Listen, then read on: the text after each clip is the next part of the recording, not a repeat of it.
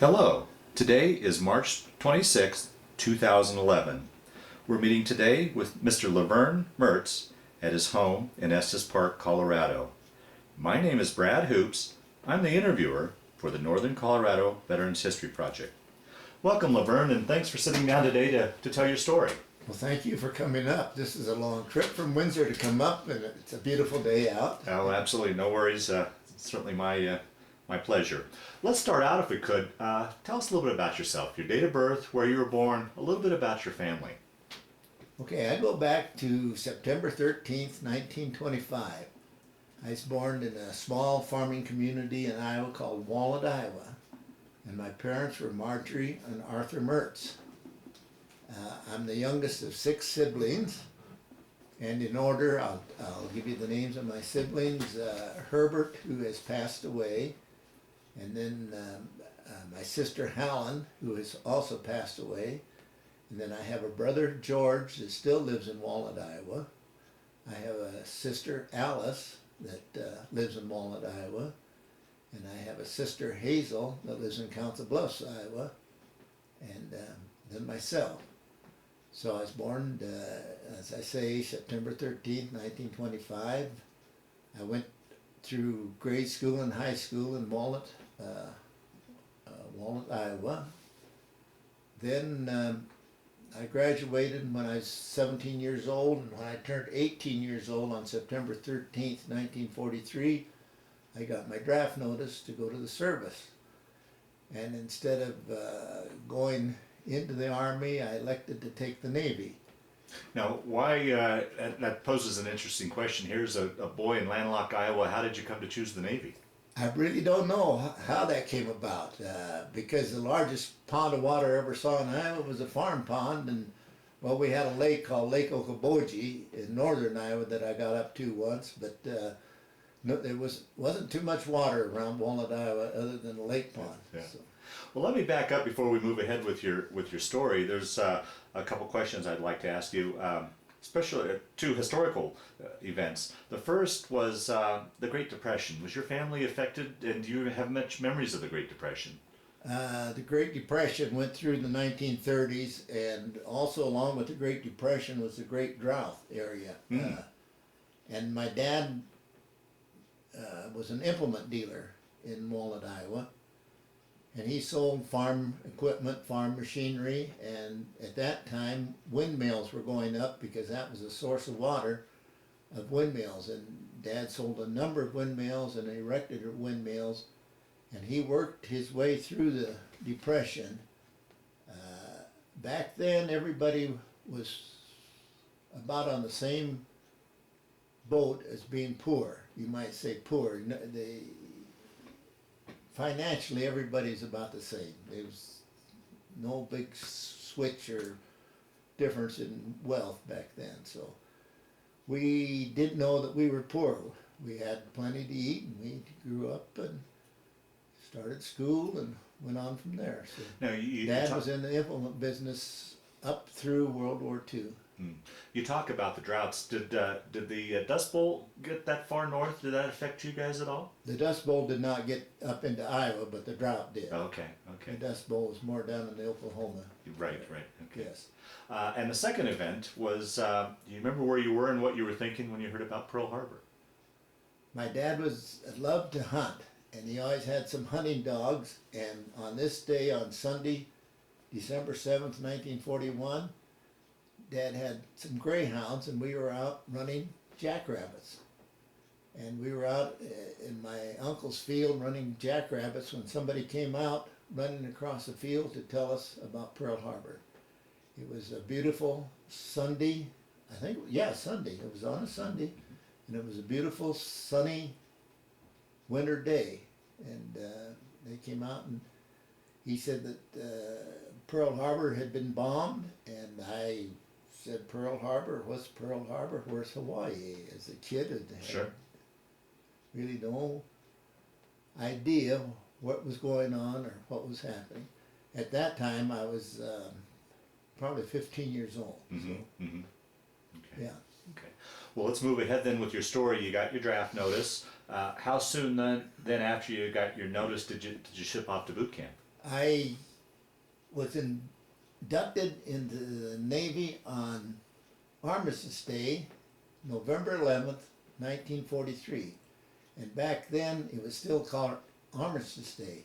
Congress did not change Armistice Day to Veterans Day until 1954, when President Dwight Eisenhower signed it into law and made it Veterans Day. So ever since then, it's been Veterans Day. I was inducted into the service on November 11th, 1943, Armistice Day, at Fort Omaha in Omaha, Nebraska. And Fort Omaha does not exist anymore.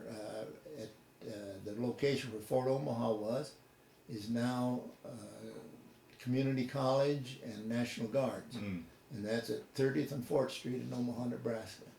And shortly after the induction, I was boarding a train at Omaha Union Station, headed for Farragut, Idaho, which is in the northern part of Idaho, just north of the little town of Sandpoint, Idaho. And that's where I did my boot training.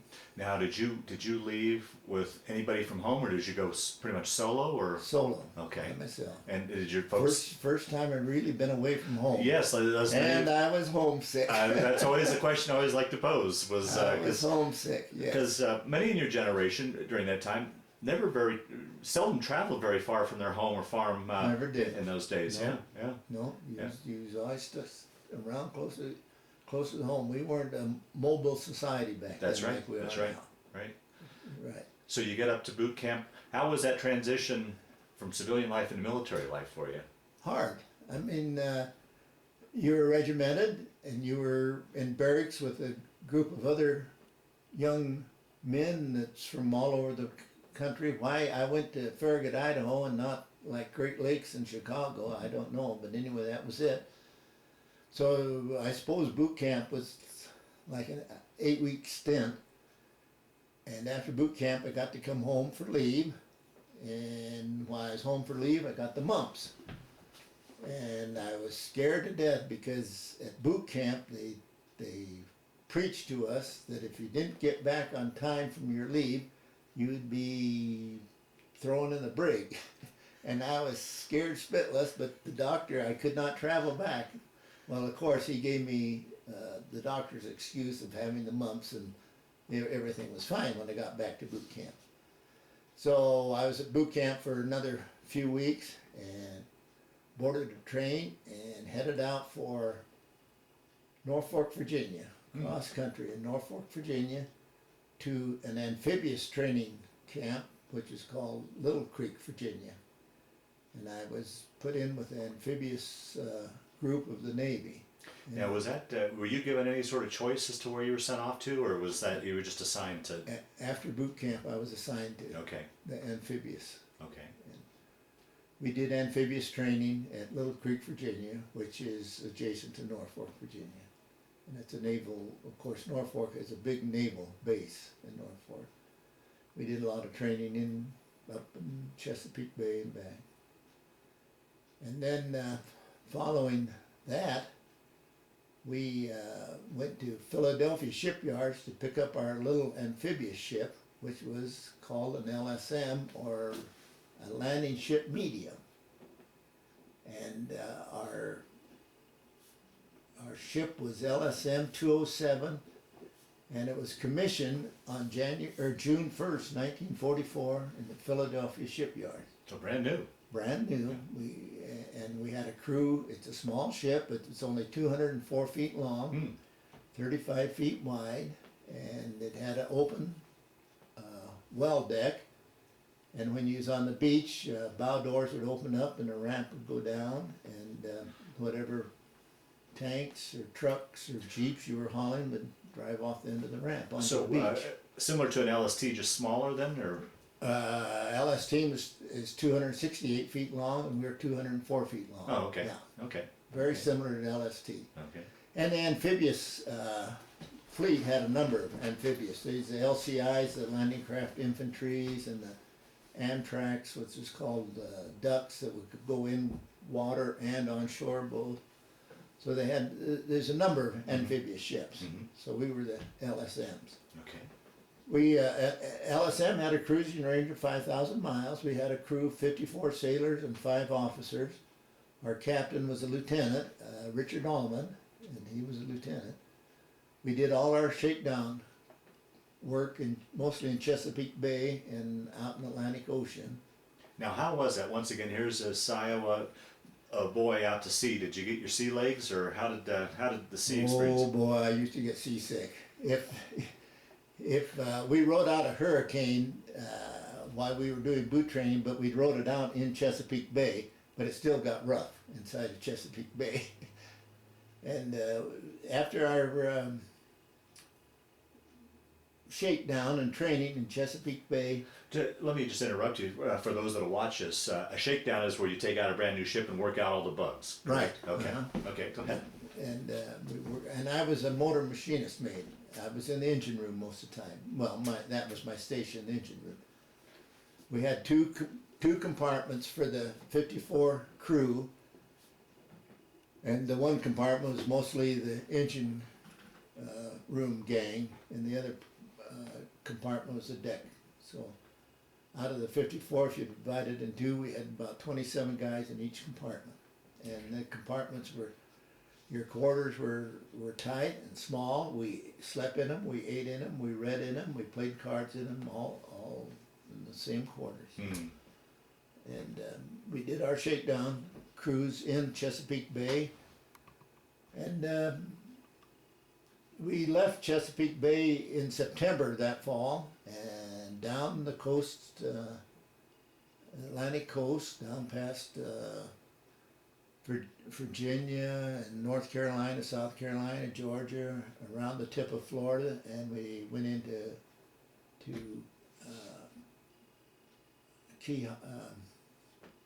the tip of Florida, the Key West. Key West, and we were there for a couple of days, and then from Key West we headed for the Panama Canal, and we were in a flotilla of probably 6 or 8 LSMs, and when we got to the Panama Canal, we got into the locks. They put 6 of us in one lock, 2 abreast, and then 2, 2, 2.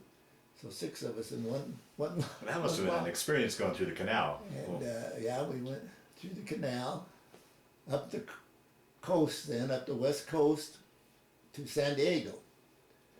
And at San Diego we did more training. And there was an amphibious base at San Diego, and we did quite a bit of training. It's Coronado, was it called. We did quite a bit of training at Coronado. And we left Coronado in November for Pearl Harbor. We pulled into Pearl Harbor on December 7th, 1944. Is that right? Pearl Harbor Day. 3 years to the day. And as we went by the sunken battleship Arizona, the crew that wasn't on duty lined the port side of the ship in their dress whites and saluted as we sailed by the Arizona. Wow. So we were in Pearl Harbor for quite a while. Again, more training, taking on Marines and doing practice landings on the beaches, mostly over in of course in Hawaii at that time, Waikiki Beach, there was only one hotel on Waikiki Beach. We used to I remember we'd rent a bicycle and ride Waikiki Beach and clear out to the base of Diamond Head Mountain back, and of course sailors always have a good time in Hawaii. A lot of leaves. They gave us a lot of leaves and time off to go into Honolulu. And also we anchored clear at the far end of Pearl Harbor by a little town called Pearl City. And the captain of our ship, Captain Allman, Lieutenant Allman, would say, well, now you guys can go into Pearl Harbor in your dungarees, but don't you dare get near Honolulu in your dungarees or you get picked up. So he was a pretty good skipper. He let us go into this little town of Pearl City in our dungarees, and then we could travel around island in our dungarees, but stay away from Honolulu or you get picked up. So, and following all the training at Pearl Harbor, we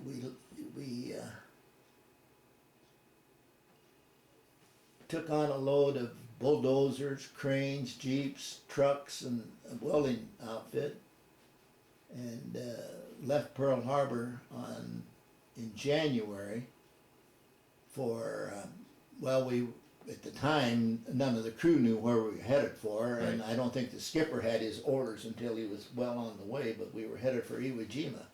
Mm. And we stopped at the island or atoll of Eniwetok for refueling and fresh water and supplies. And then we stopped at the Mariana Islands of Guam, Saipan, and Tenia. We didn't stop at Guam, but we stopped at Saipan and then over to Tenia before we left there for Iwo Jima. During these stops, were you allowed to go ashore at all, or? Eniwetok, not really. It was just an atoll, and I think we didn't go ashore. It was just a stop for refueling fresh water supplies. Saipan, no, I don't think we went ashore there either. Okay. And also, I always like to ask you Navy guys, along the way, did you guys cross the equator? No, you didn't? We never got that far south. Oh, okay, okay. We crossed the international date line, of course, but no, we never. Now, would they have a similar ceremony when you cross the date line as they did with the equator, the No. polywalk? Okay. No, no. Okay. We got a little card that says we crossed the international date line is all. Okay. Yeah. Okay. Yeah, so. Well, then, when we left Tenia and Saipan, it was, of course, just going across the Pacific Ocean, we was always in a flotilla of half a dozen or a dozen other LSMs. Now, at this point in the war, was there any worries about Japanese submarines and such? Not for us. An LSM only drew about 6 foot of water. Okay, because they were a flat bottom. They were flat bottom boat, and they was once going from Eniwetok to Saipan. I don't know, and I can't confirm, but they said that a Japanese torpedo went under one of the LSMs. Is that right? And but I do remember that the destroyer escort that was escorting us, the flotilla up, started dropping depth charges in the ocean would just spoil when these depth charges would explode. So there had to be something out there because they just don't practice dropping depth charges. Right. But the flotilla kept going, and as we understand that the torpedo just went underneath one of the LSMs. Wow. So we weren't too concerned with LSMs. Being a flat bottom boat, you didn't cut through the water like a destroyer with a keel.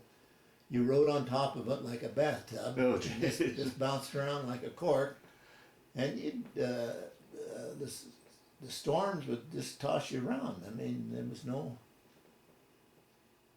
easy sailing. Wow. And we went on up to headed on up to Iwo Jima.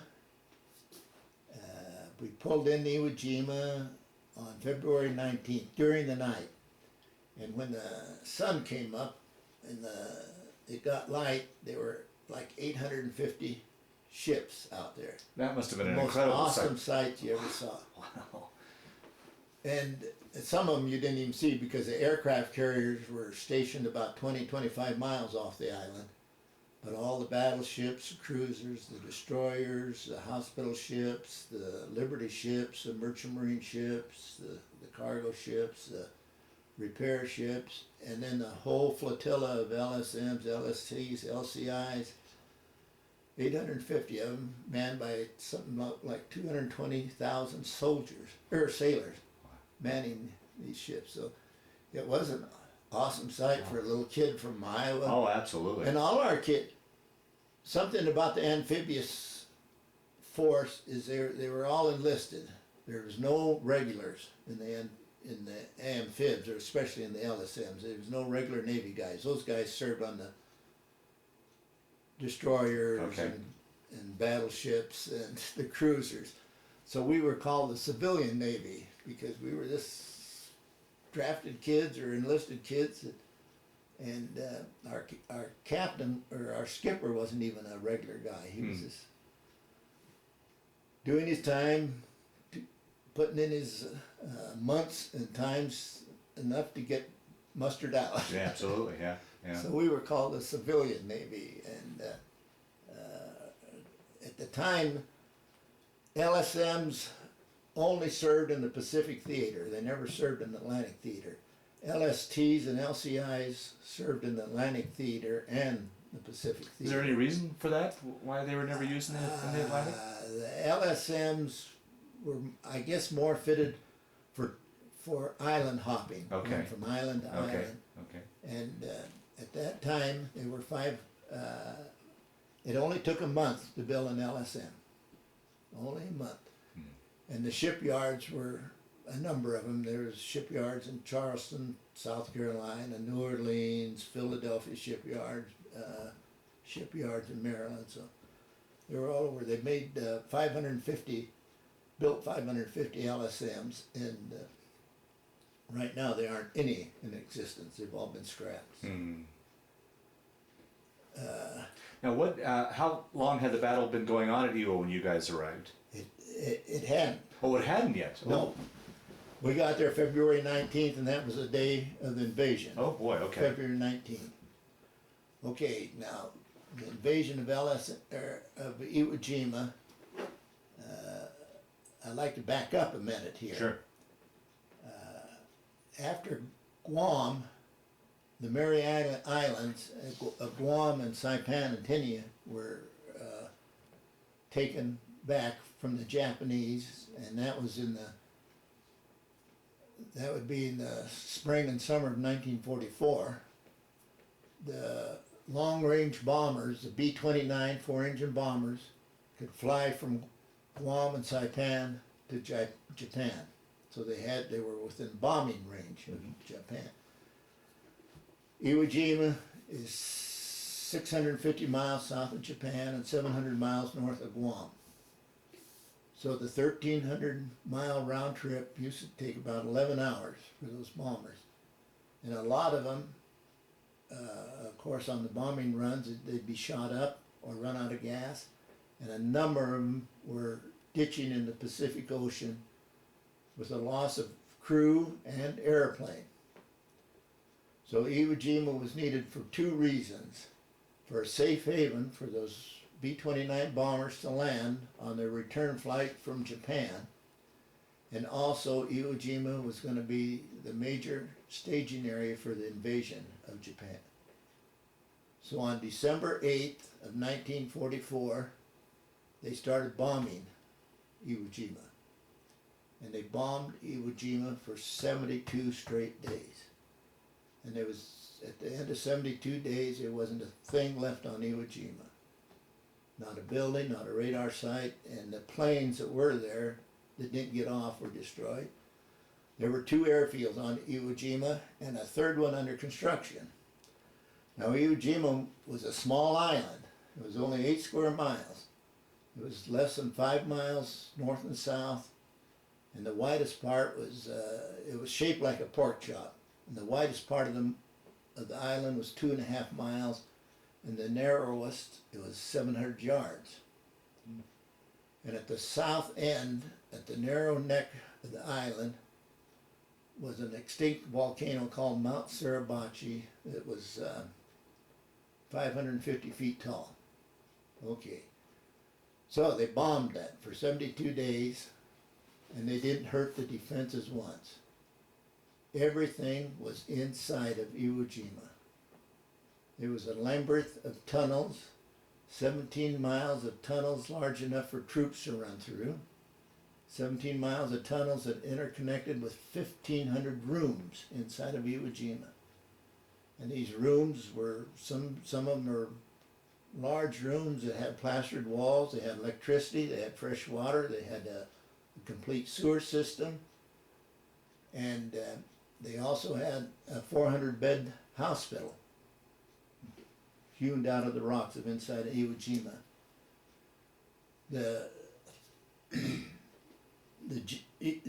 Japanese general headquarters was a concrete bunker, excuse me, 65 feet below the surface of the Iwo Jima. So Iwo Jima was really a fortress inside of an island. And inside of that was 22,000 Japanese defenders. And of 72 days of bombing, nothing was really affected. Of the 75 or 750 displacements they had for cannons and pillboxes and machine guns nests, and only 50 of those were destroyed in the bombing. So it was a well-defended island. Now, there's one thing on Iwo Jima, probably the only invasion or probably the only battle in World War II that civilians were not a casualty, because the Japanese had transferred or relocated all the civilians back to Japan. So there weren't any civilians on Iwo Jima. Whereas all the other islands, the Philippines, Guadalcanal, all the other Wake Island, Marshall Islands, they all had civilian casualties. Where this was probably, and probably it goes true for Europe, they were probably, because they were civilians in all those battles. So anyway, there was no civilian casualties on Iwo Jima. Now the morning of the invasion of February 19th, three Marine divisions were going to be utilized. The 4th, 3rd, 4th, and 5th Marine Division. Excuse me. And each Marine Division was 25,000 strong. Now this is the first time in the Marines' history that 3 divisions were ever used in an invasion. Like Guadalcanal, it was only one division. The Marines' 1st Division was the only division used in Guadalcanal. So here we had 75,000 Marines. Along with them, there were going to be 10,000 Navy corpsmen, and the corpsmen is the medics, of course. Because the Marines didn't have their own medics, they used the Navy's. Navy's medic. Mm-hmm. And 9,000 CBs. And CBs is the Navy construction. They were the boys that were going to come in and rebuild the airport, build up Quonset huts and roads and all this. They were the construction guys. So that was the invasion force. The invasion was set for 9 o'clock in the morning. But about 6:30 in the morning, like 7 battleships, 14 cruisers, and 44 destroyers moved in and started shelling Iwo Jima. Describe that. That had to be an incredible sight and sound. And they shelled it for 90 minutes. And of course, the amphibious invasion force was between the battleships and the island. You could actually see the 16-inch shells going over. Wow. Head. Along with the bombardment and the shelling of the battleships, cruisers, and destroyers, the Marine Corsairs and Navy Hellcat planes from the aircraft carriers were bombing and strafing. The pre-invasion bombardment of Iwo Jima was more than that of the Normandy beaches. So at the end of 90 minutes, you couldn't see the island because of the smoke. You could not see the island. The invasion force went in. Now, roughly how far off the beach were you guys located? Oh, half a mile maybe. Is that right? Back and forth. You were just on standby. Yeah, yeah. Okay, we didn't go in the first invasion. Sure, We had bulldozers, cranes, jeeps, trucks. We didn't have the tanks. Right, right. So, of course, the first wave were the Higgins boats carrying the Marines. and the Amtraks carrying the Marines, and then the LSTs and LSMs that had the tanks on were in there. Now the beach was a 2-mile beach, and the beach was not sand, it was volcanic ash. And when you walked on this beach, you would sink into the top of your boot, or even to the calf of your leg. And when you took your foot out, that would fill in. It would be like walking in a bin of grain shell corn. Mm-hmm. Mm-hmm. The hole would fill in. So it was the conditions of the beach was horrible. The initial landing went on without any resistance from the Japanese. A few sniper fires and like that. So here's a 2-mile beach covered with Marines coming in, thousands of them. And as soon as the tanks came off the end of the LSMs and LSTs, they bogged down. As soon as the Amtraks came out of the water, they bogged down. So the Seabees had to lay down matting for them to be able to get up, but if they didn't have matting, they just ground themselves deeper into this volcanic ash. It was a mess. An hour goes by and there's still no resistance from the Japanese. Until about an hour and a half, an hour and 20 minutes, the Marines were all on the beach. They were trying to get these tanks up off the beach onto higher ground when the Japanese opened fire, and then the battle was on. And it was a tremendous, of course they had a big crossfire coming down from Mount Suribachi on the south, and the hills on the north, and they had a good crossfire. So it was, the Marines just kept pushing forward until they got to higher ground where they had footing and stuff, and the battle went on. And we were called in 3 different times that day, and each time we were waved off because of the battle was so intense. The battle went on into the night. The Marines tried to establish their little foothold they had, but the Japanese continued fighting all night long. And the next morning, the Marines started pushing inland a little further. Now the first airfield was only half a mile from the beach. The southern end of the airfield was only half a mile from the beach. And that was one of the objectives, and the other objective was to take Mount Suribachi. Okay, the second day, now you got to remember we're in the North Pacific in the winter. The second day a storm came in and it was almost a snow. It was a bitter cold rain, wind, and all beaching that day was called off because the waves were like 7-8 feet tall hitting the beach. So except for some of the LSTs or LSMs that could get in and take the wounded out to the hospital ships, that was the only beaching done. So the third day, the storm abated some during the night. It still rained the third day, but the wind went down and the beaching resumed, and we went in on the third day. And our beach was called Green Beach. There were 7 areas set off on this 2-mile beach. There was a green beach, a red beach 1 and 2, yellow beach 1 and 2, and blue beach 1 and 2. And Green Beach was right at the base of Mount Suribachi. And that's where we went in. And we unloaded our bulldozers, cranes, jeeps, and took on a load of wounded and back out to the hospital ship with them. Now, up to this point, being anchored out there, were you guys getting reports as to how the fighting was going or what was going on there, or did you?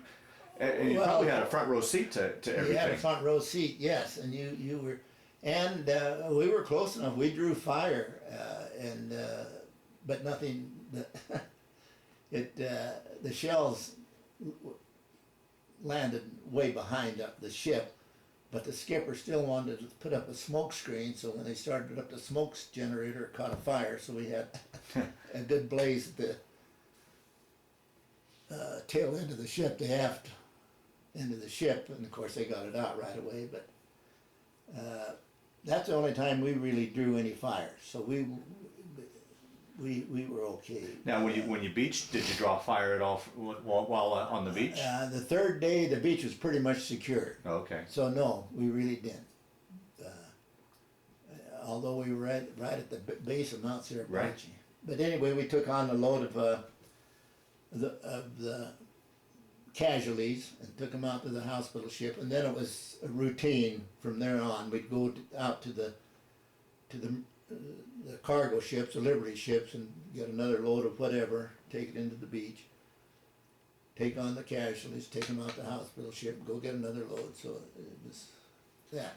Could you explain to those that'll watch us? I mean, here's this great big old ship that goes right up to the beach. How do you get on and off the beach with Yeah, you hit the beach at a pretty good speed, probably 3/4 speed, because you want to get up as high as you can, but you drop an anchor as you're going in. And then the anchor's on a big winch at the fantail of the ship. And when you want to get off, the anchor pulls you off. Okay. Yeah. Okay. You couldn't retreat without the anchor. Right. Okay. Yeah, the anchor pulls you off. Okay. In the same way with the LSTs, they drop a anchor and it pulls you off. Is it something you've got to time with high and low tides at all, or can you go in at any time? Well, of course, this is seaman down in the instrument, sure. so I don't know. Okay, fair enough. You know, it seemed like we went in any time they wanted us. Yeah. Yeah, Well, I don't think the tide made. With all those ships. The worst part was the waves. I mean, you're out in the middle of the North Atlantic Ocean and those North Pacific. North Pacific Ocean, and the waves are pounding the beach all the time. They're probably a bigger problem than any tide would be. Yeah. Yeah. I forgot what I was going to ask you here. With all those ships coming in and out, it must have been an incredible logistics to get that coordinated. You have a beach on the first invasion. You have beach masters. They're telling the ships where to come in, what beach to come in and place. Yeah, the logistics are something. And Because you got hundreds and hundreds of ships, and of course the first day, the LSMs, LSTs, the Higgins boats, the little Higgins boats, is bringing them in and got blown out of the water, and a lot of that wreckage, that whole beach was like a carnage of wreckage up and down. And there was a lot of places you couldn't get in. The CBs had to get bulldozers in there and push all this wreckage out the best they could. The logistics were terrible. Yeah. How did that affect you psychologically? Seeing all this wreckage and then taking on these casualties. Obviously, you had nothing. I really don't know. Yeah. Because you saw a lot of death too. Yeah. I remember once. I don't know. It was the first, second landing or something. You looked down and there was a dead Japanese floating in the water. Now, how in the world do you get down there? You know, you're supposed to be up on the beach, and here's a dead body going in and out with the wave. Wow. You don't know how in the world. What are you doing down there? Yeah. How'd you get down here? But see, now the Marines were fighting enemy they could not see. The Marines were out in the open, and the Japanese were in their caves, coming out of their little caves. All over, all these tunnels had little openings that they could come in and out of. All over. And later, after the island was secured, we got to go into those. Oh, is that? We'll talk a little bit about that as we progress with the story. Absolutely. But anyway, the third day, we got to go in the third day, and that night, right at dusk, 50 kamikaze planes Oh, geez. came in, and they were, well, of course, a kamikaze plane is a suicide plane. When they leave Japan, they know that they aren't coming home. Their mission is to dive into and sink as many ships as they can. And 2 kamikaze planes, both of them hit the aircraft carrier Bismarck C. And the Bismarck C sunk, and they lost something like 300 plus crew. And they also, the aircraft carrier Saratoga took 5 direct hits from torpedoes and a kamikaze plane, but it didn't sink it. But it knocked it out of commission to the fact that it went back to the United States. And on the way back, they buried something like 200 and some crew on the back. And 3 or 4 other ships took a kamikaze but didn't sink. And now you got 50 kamikaze planes coming in. You got 850 ships firing. And every 3rd shell is a tracer shell. So if you think you saw fireworks on the 4th of July, you didn't see a thing. And of course all those shells that go up in the air have to come back down. And one of them did, shrapnel or something came down on our ship, and they were 5 guys that got some shrapnel, but none that they had to go to a hospital ship. Wow. It landed on the deck, and they got 5 guys. But that's the only time the kamikazes came in, and they often wonder why, because at Okinawa the kamikazes were there every day, every night. But Iwo Jima just that once. So the fighting continues. Day 4. They have Mount Suribachi pretty much isolated from the rest of the island. Here's Mount Suribachi at the southern end of the island, and then the first airport, and then the second airport, and then the north end of the island. On day 4, a colonel got a platoon of 40 Marines to go up and take Mount Suribachi. And at the time they thought, oh boy, that's going to be a massacre. Anyway, he sent up this platoon of 40 Marines, and they had very little resistance going up Mount Suribachi. We were on the beach at the time, on Green Beach, right at the base of Mount Suribachi, and we could see them snaking their way up. And once a Japanese guy came out of a tunnel, and the next thing he saw was a flamethrower taking it down. They got to the top of Mount Suribachi without any casualties. And before they went up, the colonel gave a small flag to one of the Marines and says, if you get to the top of Mount Suribachi, not when, if you get, put this flag up. And they found a little pipe about 7 feet tall and put the flag up. And it was a small flag. And you really couldn't see it, but word got down that a flag had been raised. And this is the first foreign flag ever to fly on Japanese soil. And a Marine took a picture of that flag. Well, the colonel, they got word down to the colonel, the flag was up, and he wanted that for his Marines. And to this day, I think, I'm not quite sure, but I think it's in the Marine Museum of Quantico, Virginia, that flag. Anyway, the colonel wanted that flag, so he sent some guys to all of our ships that were on the beach for see if he could get a big flag. We didn't have one. The next one didn't have one. Finally got the LST-779, and they had a ceremonial flag that measured 4 feet 8 inches by 8 feet, 96 inches by 54 inches. So here 4 or 5 Marines started carrying this flag up to the top.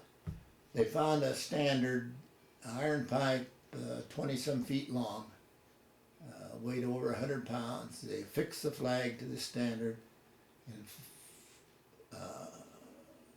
4 Marines and 1 sailor started raising that flag, and Joe Rosenthal, who was an Associated Press photographer and reporter, snapped a picture when that flag was partially raised. And that won him the Pulitzer Prize. That picture was in every paper in the country. It was on every, and at the same time, a Marine was taking a 16 millimeter newsreel of it. And it was in every theater, and it was probably the most photographed or most memorable picture of World War II. And now they have the statue in Arlington Cemetery in Virginia of depicting the raising of that flag. And the four Marines, the sailor was a Navy corpsman by the name of Bradley. And then there was Hayes, was one of the Marines, Stokely, Brock, well, I'll look it up. But anyway, they raised that flag, and of course, then you could see that flag, and every ship started blowing their horns, Wow. whistles, bells ringing, and the fighting, of course, continued. And but that was the first flag ever to fly, first foreign flag ever to fly on Japanese soil.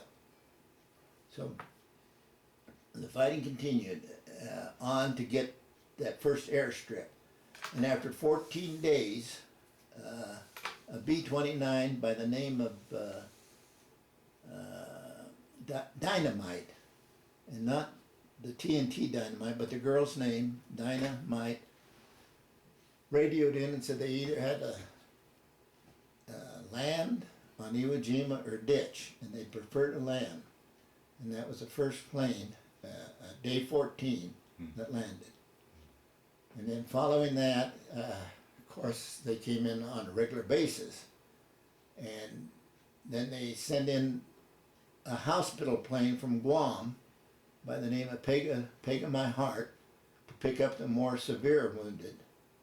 And when that plane landed and taxied to a stop, Army nurses come out. And the Marines, women. But the island truly still hadn't been secured. The island had not been secured, Yeah. that first airport. Yeah. And that was, and the fighting was still going on in the north end of the airport. So the planes had to come in from the north end over the fighting to land and taxi clear to the south end where it was secured. They could not come in from the south and because they would taxi right up into where the fighting was. Anyway, the fighting went on for 36 days. Here you got an island less than 5 miles long. 36 days. Wow. And at the end of the 36 days, well, the casualties were horrendous. President Roosevelt was just shocked at the casualties, and we ended up with, something like 6,800 killed, and of the 22,000 Japanese defenders, only just 1,000 were taken prisoners. Now the Japanese were brainwashed to believe that they fought to the death or commit suicide, but it was a disgrace to be captured. It was a disgrace to their families. It was a disgrace to the Emperor of Japan to be captured. So if you weren't killed, you were ordered to commit suicide.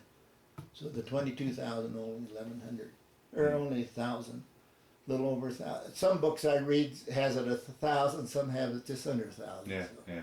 Still, that's a very small percentage. Right. Yeah. And we lost something like 6,800 Marines. Mm. Tremendous casualties. Big debates about that. But you have to remember that the B-29s that found safe havens there were something like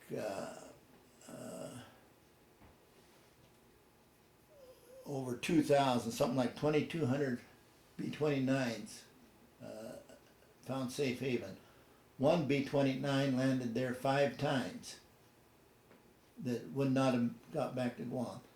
Now we aren't saying that all 2,200 of those planes would have ended up in the Pacific Ocean, but most of them, and they carry a crew of 10, So that's saving 22,000 airmen. Right, right. So, and the battle was over or secured in 36 days, but we stayed there for another 2 months. So you were there the whole time? For 3 months. 3 months. We made 45 landings, and after it was secured, of course, it was rebuilding it and getting ready for the all-out invasion of Japan. So we were just hauling in supplies from the supply ships, hauling in supplies. They were building buildings with the Quonset huts, repairing all the airfields and everything. At the end of 3 months, we headed back to the United States, and on the way back, we stopped at Guam again and Saipan. We stopped at Inawita Atoll and Pearl Harbor, and we got to do some R&R in Pearl Harbor. And on July 5th of 1945, we sailed under the Golden Gate Bridge into San Francisco Bay, past Alcatraz, and over to the Oakland shipyards. And they put us into dry dock for repairs, and we got a 30-day leave, so we got to go home. And while I was home on that 30-day leave, President Truman had the atomic bomb dropped. And on the way back to Oakland to the ship, the train stopped in Reno, Nevada, and the conductor come walking through saying Japan has surrendered. Wow, wow. So the next day we were in Oakland, and the celebrations were going on over in San Francisco, but we didn't get over there. And then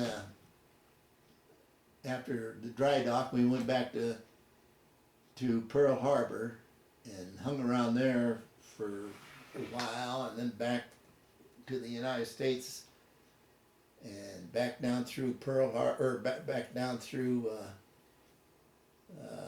the Panama Canal, and we got to go up the Mississippi River to New Orleans, and we were at New Orleans for the first Mardi Gras in 1945 after the war. Wow. After the week of Mardi Gras, back down the Mississippi River we went, over to Lake Charles, Louisiana, where the ship was decommissioned. So I was on the ship from the day it was commissioned to I was discharged just before it was decommissioned, but I was discharged in March and it was decommissioned in May. But it never did leave Lake Charles, Louisiana. Then it was sold for scrap. Well, no, it wasn't. It was sold to some barge company, and then later I understand it went into scrap. And then I was discharged in March of 1945. Well, before we move on to your post-war years, I'd like to go back and ask you some questions about your experiences. Can you talk a little bit about what life was like on the ship? You kind of talked about the living conditions, but as far as sleeping conditions, the food, what you guys did for entertainment. Okay, we're a small ship. We didn't have a commissary where you could go buy a magazine or buy candy bars or buy cigarettes or things like that. Right. We didn't have much to do. You're in a well deck, and of course it was loaded with bulldozers and cranes and stuff, so you didn't have much room.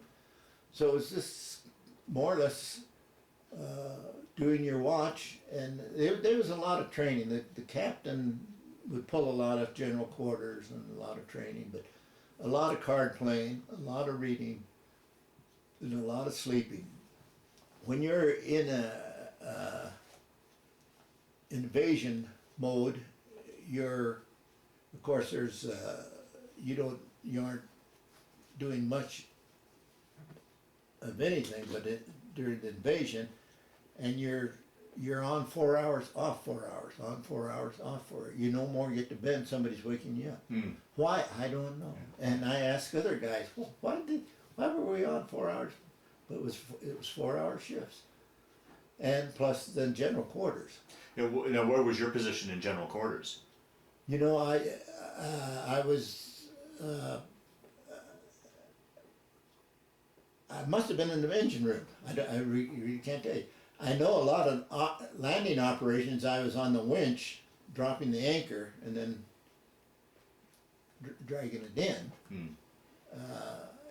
But that wasn't, a lot of the landing, routine landings wasn't general quarters. Right, okay. So, yeah. Yeah. And one time, some little levity. One time when we landed, we hit something was underwater. One of the sunken LCIs or something that gashed about a 6-foot line on the port side, right at or 6-inch gash in the side of the ship, about right at the water line.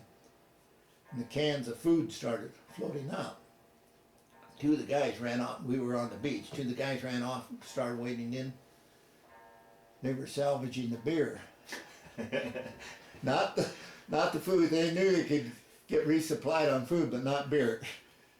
And then another time, one of the bulldozers we had wouldn't start and had to be drug off the end of the ship. And then the other time, the generator caught on fire. So you do have some Murphy's Laws. Yeah, right. Yeah.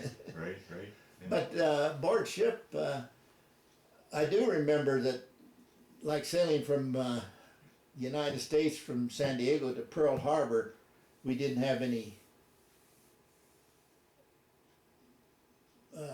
cranes or jeeps or aboard ship, so the well deck was open and we'd shoot basketball hoops and things like that down in the well deck. But yeah.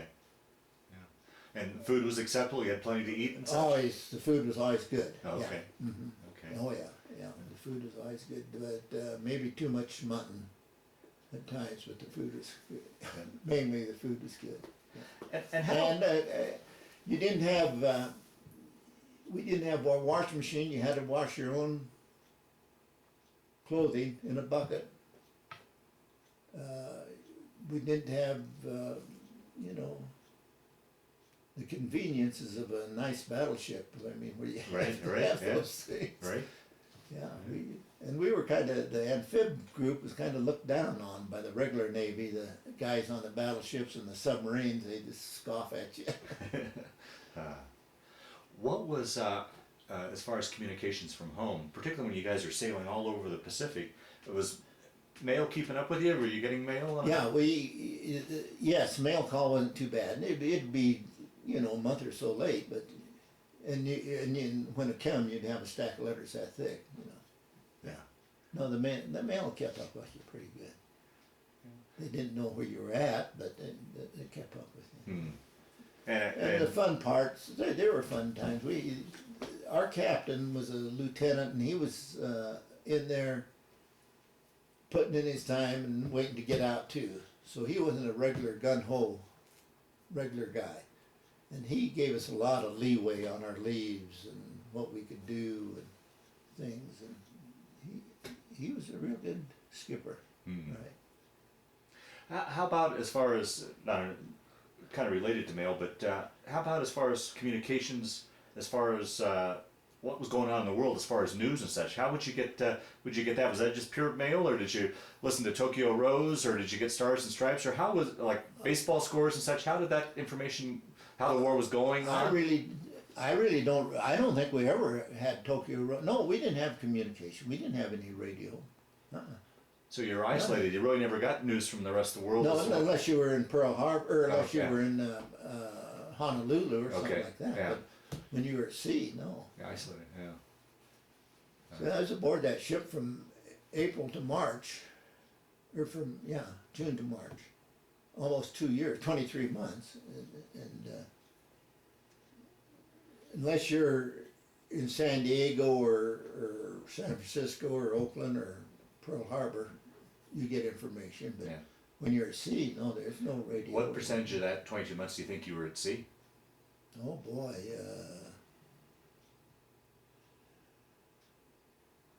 well, most of the time. Wow. I mean, you're sailing most of the time. We did training. Once you got it, you did your training in Chesapeake Bay and in the Atlantic Ocean, and then around to Florida and then through the canal, did some more training.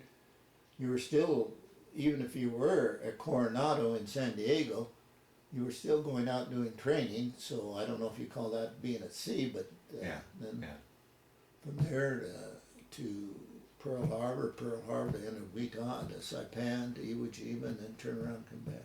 So, yeah, you're. Boy, as you rattle off these locations, once again, keep going back to this Midwest boy from Iowa.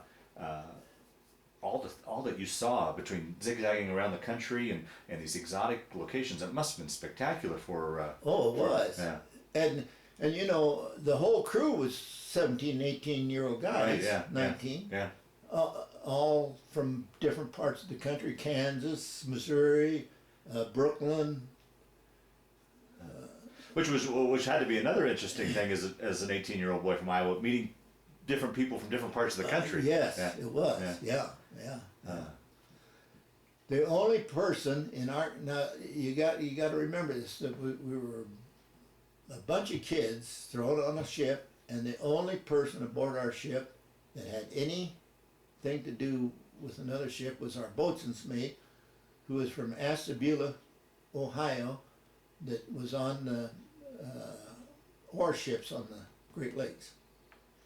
And he was probably 21 or 22, and we called him Pappy. Wow. We called him Pappy. Lane was his name. And everybody went by their last name.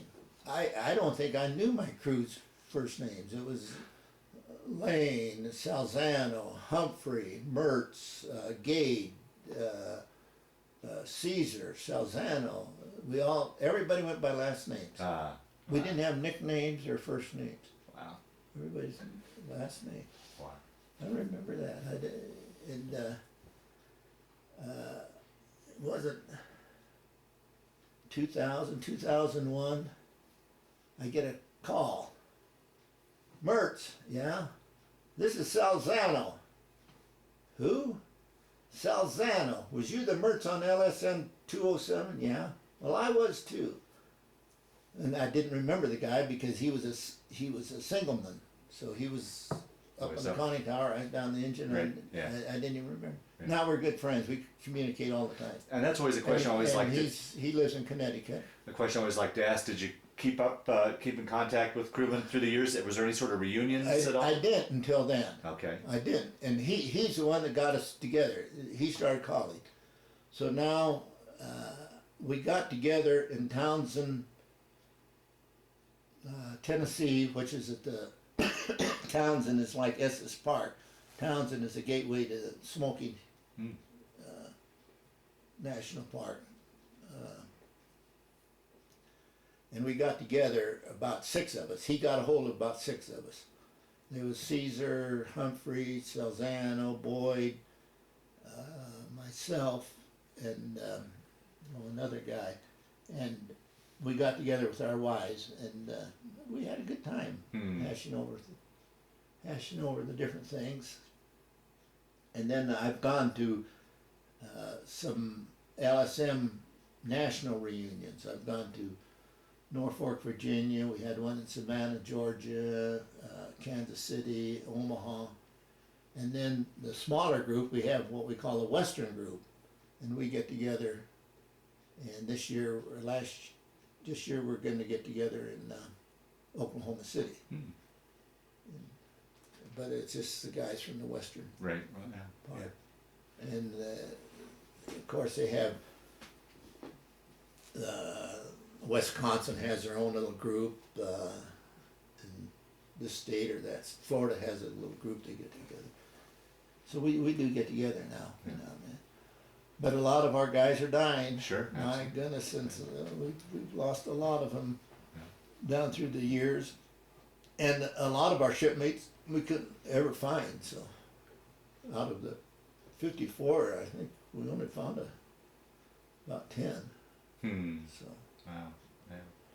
Well, I'm assuming with the timing of getting back to your story here towards the end of the war, the atomic bombs were dropped. Did you have any concept of what this thing was, this atomic bomb, when you first heard about it? I mean, it was. I don't think anybody Yeah, did. right, You know right. what?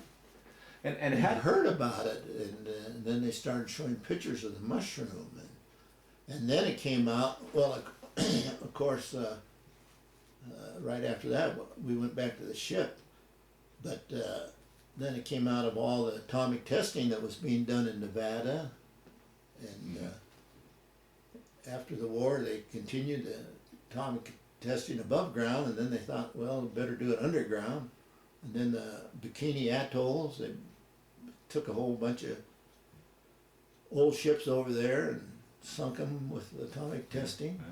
A lot of atomic testing. Now, hadn't the bombs not been dropped, there was plans for an invasion of the Japanese homeland. I've got to assume you guys would have been the spearhead in that invasion. Yeah, we were ready to head back. Yeah, Yeah. and it was called the Million Man Invasion. Wow. And it would have been a tremendous toll, Right. loss of casualties on an invasion of the homeland, because they weren't. If they would have invaded Japan, they would have been terrible resistance. Right. Because Right down to the civilian population. as you mentioned earlier, they were brainwashed into fighting to the death, and that was everybody. Yeah. And you know, the warlords still, even after the atomic bombs were dropped, the warlords still did not want to surrender. That's right. But the emperor said they've had enough. Wow. And of course, before the atomic bombs, the B-29s, the bombing, it's almost completely destroyed Tokyo, Yokohama, all the major shipyards and factory cities, industrial cities, they just completely had been destroyed. And they just kept fighting. And Kept yes. going. Yeah. But there's warlords, this would not see the end of it. Well, let's move now into your post-war. So you get released. I suppose you return home back to Iowa. Back to Iowa, and Now, had any of the other siblings did they serve? my brother George, Okay. and then my sister Hazel's husband Rex served. They were both in the Air Force. But when I got back to Walnut, I went to college. I went to a small college in Storm Lake, Iowa, called Buena Vista College. It was a Presbyterian college, liberal arts college. Able to take advantage of the GI Bill? Took advantage of the GI Bill. Okay. And yes, and that was great. And I don't know why, but I started taking some chemistry courses, and I liked my chemistry professor, and I ended up majoring in chemistry. I wasn't the best student. A lot of GIs coming back and heading to college the first couple of years was a lot of fun rather than studying. Fair enough. Understandable. And I got married in my junior year, so then studying got to be serious. You met her there at school? Yes, I met my wife at school, and we were married, and we have 5 children. Janet is the oldest, and she's married to Mayo Watson, and they live in Littleton, Colorado, and he teaches at St. Mary's Catholic School, and she's a secretary at St. Mary's Church. And then my son Tom and his wife Linda live in Omaha, Nebraska, and he works for Northern Natural Gas, and they have 3 daughters and 4 grandchildren, so we have 4 great-grandchildren. And I have a daughter, Peyton Mertz, married Greg Belshie, and they were both in education, teaching here in Estes Park. And from Estes Park, they moved on down to Cherry Creek school system, and they're both down at Cherry Creek at this time. Mike Mertz and Barb live in Kearney, Nebraska, and they have 2 children, Sarah and Dustin. And then Bob, our youngest son, lives in Columbia, South Carolina, and he works at as a occupational therapist in VA hospital in Columbia, South Carolina. Now my wife, Helen, passed away in 1987 from ovarian cancer, mother of my 5 children, so she passed away in 1970. And now I'm married to Jeanie, and Jeanie and I got married on December 7th, 2001. So December 7th has been a day for me. Plays into your life, Yeah. absolutely, yeah. And we've lived here in Estes Park since we've been married. But following graduation from college, I got a job in Omaha, Nebraska at a laboratory, Omaha Testing Laboratories. And Omaha Testing Laboratories was an independent commercial testing laboratories. And we had, it had four divisions. We had a chemical lab where we did a lot of chemical testing. We had what we call a geotechnical lab that did foundation work for buildings, drilling of soil and foundation work for buildings. We had a materials testing lab where we tested all kinds of construction material. And then we had a non-destructive testing lab that did non-destructive testing, which is like X-raying of wells and on pipelines and in power plants and things like that. And I was with Omaha Testing Laboratories for a number of years, and then I started my own Mertz testing and inspection. And after a few years, I sold out to a larger company out of Chicago, and pretty much retired. Oh, wonderful, wonderful. Yeah. Well, Laverne, we'll start to wind down this interview. Is there anything that I didn't ask you that you wanted to talk about, or any stories that have floated to the top as we've been sitting here talking that you wanted to talk about? So hopefully, as best we can, we've covered your story. Yes. Currently, my wife, Jeanie, and I are pretty much involved in the community of Estes Park. We volunteer a lot.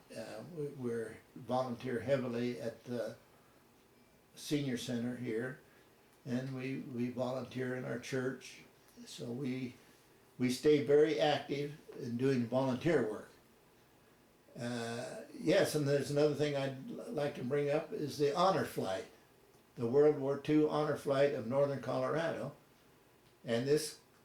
You're well aware of the honor flight. A volunteer for it. Yeah. Stan Cass is kind of spearheads that, where he takes World War II veterans at no cost to the veterans back to Washington D.C.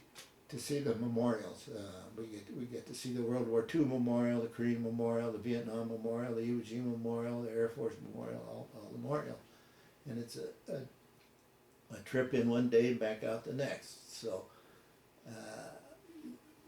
I really enjoy that, and I think that the honor flight of Northern Colorado is doing a great service for the World War II veterans. And now Stan Cass says that they are now taking Korean veterans into and as long as they can raise some money, they'll continue doing this. And yeah. I think this is a great service. Absolutely. Jeanie and I like Estes Park. It's a retirement community, of course, and it's. The senior center is a very active center up here for retired people. So we enjoy our life now. We live in a nice home, kind of tucked in the Ponderosa Pine, but still within walking distance of downtown. So and we stay active and try to keep active. Jeanie's 87 years old at this interview, and I'm 85. So we're still going strong. Wonderful. Hopefully.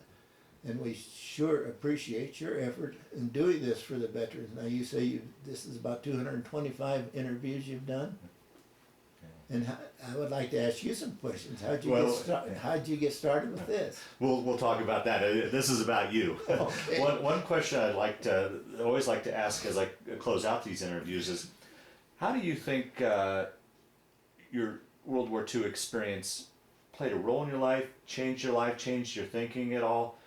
Or did it? Or was it just simply just a chapter in your life you went through? How would you answer that question? Oh no, it's not just a chapter in my life. I think it enhanced my life. If I hadn't got into World War II and come out and went to college on the GI Bill, right? Or GI Bill,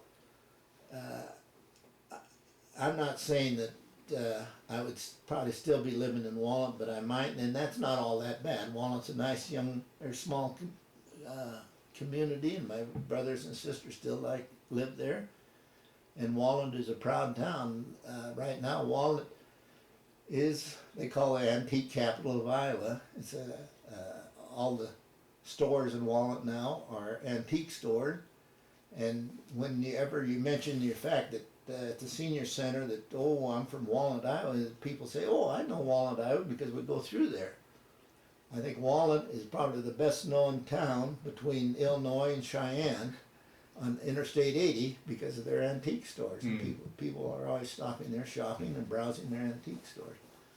So I think being in the service and going to college and raising my family in Omaha, getting a good job in Omaha, I have no qualms on the work I've done and the good job that I had in raising my family in Omaha. All my kids are college graduates, some of them with their masters, some of them with double degrees. So I think my life has been very good to me. Wonderful.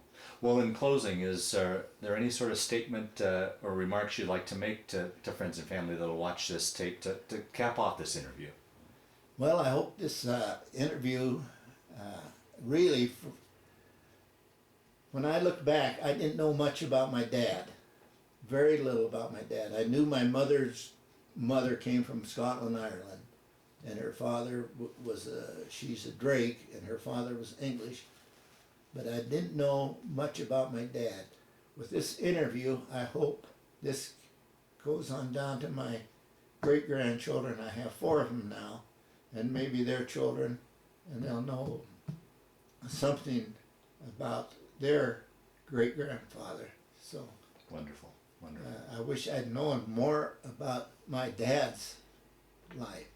This way, I hope this continues on to my great-grandchildren and their children. Wonderful, wonderful. Well, with that, I want to thank you for sitting down to tell your story today, but more importantly, I want to thank you for your service to our country. Well, thank you, and thank you for doing this interview.